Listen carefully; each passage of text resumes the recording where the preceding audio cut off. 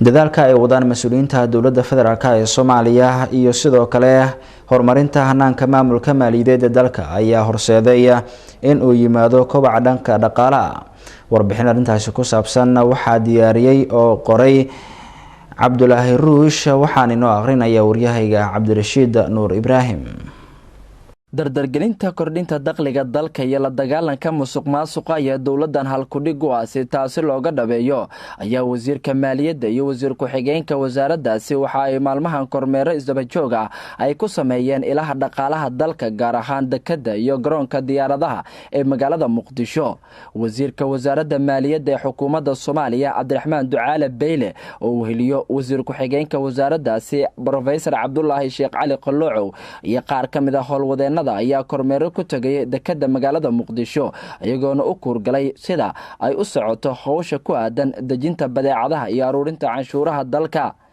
mas'uuliyiinta ayaa sheegay inay kormeerkooda uu ku qotomo dhiirigelinta shaqaalaha iyo ilaalinta ammaanada dalka iyo dadka Soomaaliyeed waxayna intaasi raaciyeen in si qoto dheer ugu kuurgalayeen qaabka shaqaalaha ay u shaqeeyaan iyo sida ay canshuuraha u qaadaan. wasiirka iyo wasiir ku-xigeenka wasaaradda maaliyadda intii ay joogeen halkaasi waxa ay la kulmeen shaqaalaha dekadda waxayna kala hadleen arrimo muhiim ah oo badan in la tayeeyo hawsha ka socota dekadda magaalada Muqdisho iyagoona sheegay inay dowladda xuquuqda shaqaalaha ay joogteen doonto si gaar ahna loo qiimeyn doono dadka waqtiga dheeriga shaqeeyo. ugu dambeyntii ku dhiirigeliyeen shaqaalaha in ay u dulqaataan duruufaha dalka ka jira iyo dakhliga dowladda oo yar. madaxda sarsare ee ka socota wasaaradda maaliyadda oo horkacayo wasiirka iyo wasiir ku-xigeenka waxaayna sidoo kale kormeer howleed ay ku tageen qaybta canshuuraha ee garoonka Aadan Cadde ayagoona kulamo la yeeshay madaxda iyo shaqaalaha waaxdaasi waxaana shaqaalaha looga baahan yahay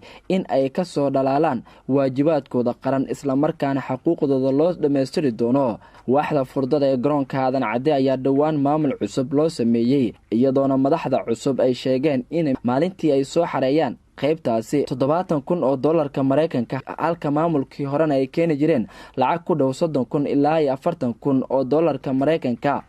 wasiir Beyle ayaa sheegay dakhliga ka soo xaroodo garoonka iyo dekadda ay gaarayso $90,000 oo dollarka Mareykanka halka ay ka soo xaroon jireen $10,000 taasi oo ku timid dadaalka dabagalka iyo la dagaalanka musuqmaasuqa oo ay ku guda jirto xukuumadda. sidoo kale goobaha ay kormeereen ayaa waxaa ka mid ah xarunta hoggaanka ilaalada canshuuraha ee ciidanka booliska Soomaaliyeed taasi oo loogu talagalay in ilaalada canshuuraha dalka meelaha laga soo aruuriyo waxayna ujeedkan u ahaa sidii loo dardargelin lahaa canshuuraha. mas'uuliyiinta ayaa waxaa ku soo dhaweeyay xaruntaasi taliyaha hoggaanka ilaalada ee canshuurta ciidanka booliska Soomaaliyeed sareeye guute Cabdullaahi Xasan Bariise iyo saraakiil ka tirsan oo ciidanka waa uga warbixiyay howlaha ay hayaan iyo halka ay marayso.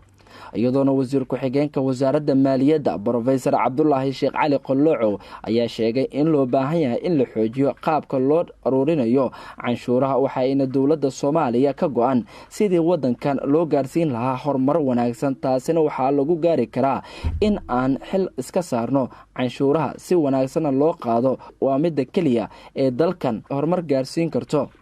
wasiirka maaliyadda ee dowladda Soomaaliya Cabdiraxmaan Ducaale Beyle ayaa isna kula dardaarmay ciidanka ilaalada canshuuraha inay shaqadooda si wanaagsan u gutaan lana shaqeeyaan wasaaradda maaliyadda shaqaalahooda taasi oo la doonayo in shaqadu ay noqoto mid qurxoon dalkana horumarkiisa qayb muhiim ay ka qaadan karto aruurinta canshuuraha. dhawaan ay ahayd markii wasiirka maaliyadda uu sheegay in dowladda Soomaaliya ay sameyn doonto qorshe canshuuraha loogu soo aruurinayo shacabka Soomaaliyeed sigoona sheegay in shacabka Soomaaliyeed ayagoo qanacsan laga soo qaadi doono canshuurta isla markaana dowladda Soomaaliya ay diyaar u tahay